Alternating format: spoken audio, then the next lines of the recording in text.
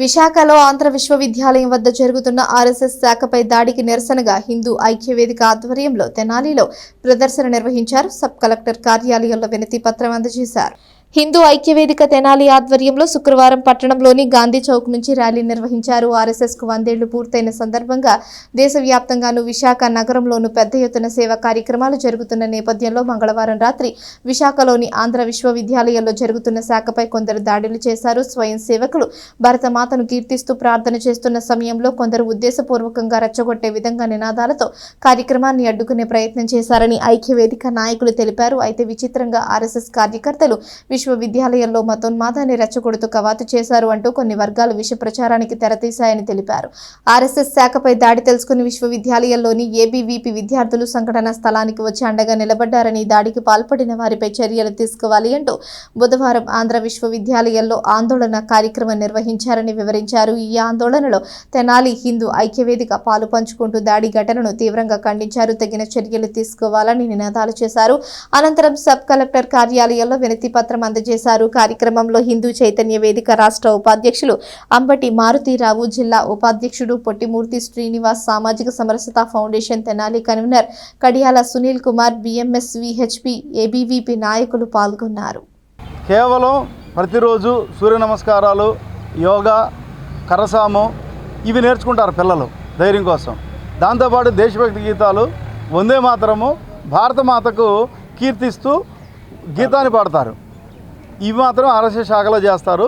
దీనిని మతోన్మాద కార్యక్రమాలని చెప్పి వాళ్ళు దాడి చేస్తున్నారు. ఇది చాలా ఉగ్రవాద చర్య కింద భావించాలని మేము రాష్ట్ర ప్రభుత్వాన్ని డిమాండ్ చేస్తున్నాము. వాళ్ళని ఇప్పటివరకు అరెస్ట్ చేయలేదు. ఎందుకని ఇప్పటివరకు అరెస్ట్ చేయలేదు? వీళ్ళు వెనక ఎవరున్నారు? రాజకీయ కుట్రకోణం ఉందా, లేదు ఏదైనా ఇంకా మావోయిస్టుల కుట్రకోణం ఉందా, ఏముందని దాన్ని మొన్న మంగళవారం రోజున ఆంధ్ర యూనివర్సిటీలో ఆర్ఎస్ఎస్ మీద జరిగినటువంటి చర్య చాలా హీననీయం.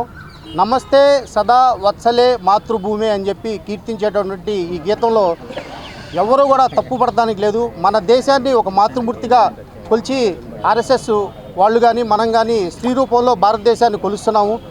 దీని లోపల ఏ తప్పు ఉందని చెప్పి కమ్యూనిస్టులు ఆర్ఎస్ఎస్ మీద దాడి చేస్తున్నారు. కాబట్టి మేము వాళ్ళని వెంటనే శిక్షించాలి. రెండోది, ఆర్ఎస్ఎస్ భారత నిర్మాణం కోసం పనిచేసే సంస్థ, కానీ ఎటువంటి కుట్రపూరిత చర్యలు ఆర్ఎస్ఎస్ చేసినటువంటి దాఖలాలు ఇప్పటివరకు లేవు.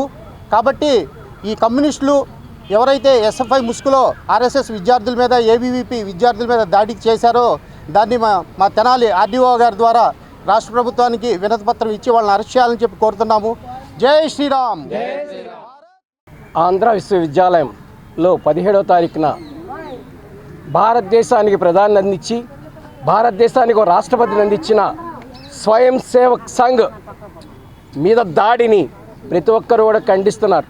ఎందుకంటే ఈ దేశంలో అవినీతి లేని, ఎటువంటి మచ్చలేని పాలన అందిస్తున్న వ్యక్తులను తయారు చేసే ఒక నిర్మాణ సంస్థ మీద విదేశీ డబ్బులతో, విదేశీ ధనంతో మదమెక్కి ఈ రోజున భారతదేశాన్ని అస్థిరపరచాలన్న ఒక కుటిలమైన కుట్రతో ఈ రోజున కమ్యూనిస్ట్ పార్టీ అనుబంధ సంస్థలైన ఎస్ఎఫ్ఐ గూండాల చేత ఆ సంఘ సేవకుల మీద దాడి చేయటం హేమనీయమైన సంఘటన. వారిని తక్షణమే అరెస్ట్ చేయాల్సిన ఆవశ్యకతని తెలియజేస్తున్నాం.